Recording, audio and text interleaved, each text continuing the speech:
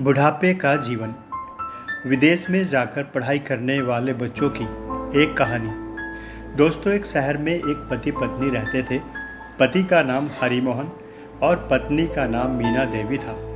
हरिमोहन एक बैंक में नौकरी करता था और मीना देवी घर का काम करती थी। उनका एक बेटा था जिसको उन्होंने पढ़ा लिखा कर नौकरी के लायक बना दिया था। उनका बेटा महेश बहुत होशियार था। वह पढ़ने में भी तेज था। इसी वजह से उसे विदेश में बहुत अच्छी नौकरी का ऑफर मिल गया था। विदेश में जाकर नौकरी करने के लिए उसने अपने माता पिता से आज्ञा ली तो उसके माता पिता ने भी उसकी खुशी के लिए उसे जाने के लिए कह दिया। बेटे के जाने के बाद हरिमोहन और मीना देवी दोनों अकेले हो गए थे। अब हरिमोहन बैंक से रिटायर भी हो चुका था। दोनों पति पत्नी अकेले ही घर में रहते थे। उनके बेटे ने विदेश में ही शादी भी कर ली थी और अपने माता पिता को पूछा भी नहीं था। हरिमोहन जब अपने बेटे को फ़ोन पर बहू को साथ लेकर आने को कहता तो उनका बेटा महेश यह कहकर मना कर देता था कि अभी उसे छुट्टी नहीं मिल रही है।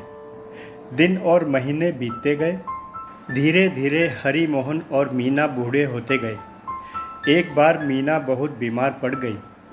उसके आधे शरीर ने काम करना बंद कर दिया था। अब वह बिस्तर पर ही लेटी रहती थी।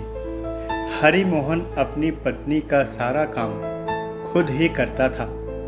हालांकि उसने एक नौकर भी रख लिया था, लेकिन उनका बेटा महेश एक बार भी अपने माता पिता को मिलने नहीं आया था। जब पड़ोसी और रिश्तेदार सब उनसे पूछते कि तुम्हारा बेटा महेश कब आएगा, तो हरिमोहन बोल देता कि अभी हमारे बेटे को छुट्टी नहीं मिल रही है, वह जल्दी ही आ जाएगा।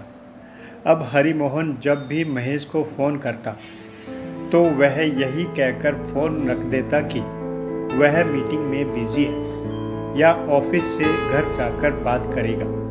वह अच्छे से बात भी नहीं करता था। अब मीना भी अपनी बीमारी से बहुत परेशान हो चुकी थी और वह भी चाहती थी कि उसका बेटा महेश एक बार मरने से पहले उसे आकर मिल ले। एक दिन जब घर का नौकर किसी काम से घर से बाहर गया था तो हरिमोहन को अचानक पता नहीं क्या हुआ, उसे चक्कर आने लगे और वह बेहोश होकर गिर पड़ा।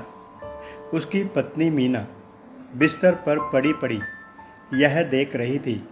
वह न तो उठ सकती थी और न ही चल फिर सकती थी। अपने पति को बेहोश पड़ा देख उसने अपने आप को बेड से नीचे गिरा दिया और रेंगते रेंगते बेहोश हरिमोहन के पास पहुंच गई। उसके पास जाकर उसने देखा तो हरिमोहन मर चुका था। मीना और हरिमोहन ऊपर के कमरे में रहते थे और फ़ोन नीचे रखा था।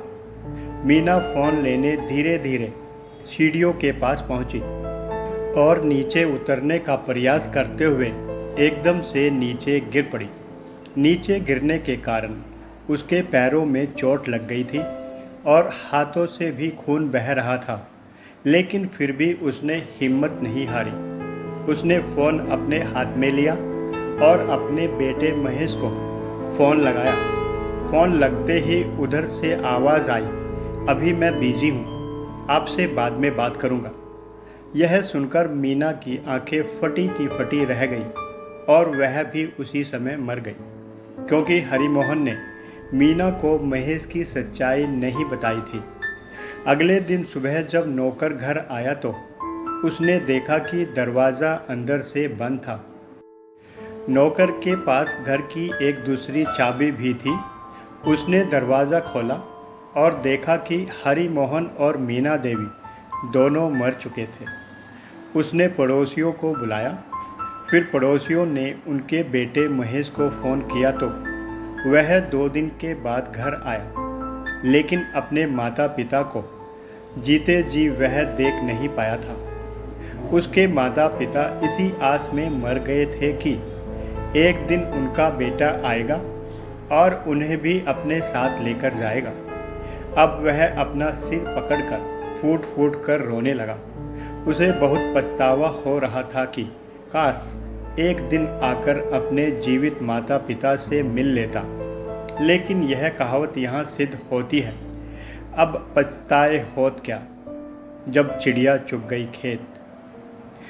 दोस्तों, पेरेंट्स अपने बच्चों को कमाना और आसमान छूना तो सिखा देते हैं, लेकिन वही बच्चे आसमान को छूने के बाद उस जमीन पर पैर रखना भूल जाते हैं जहां से उन्होंने आसमान को छूना सीखा था।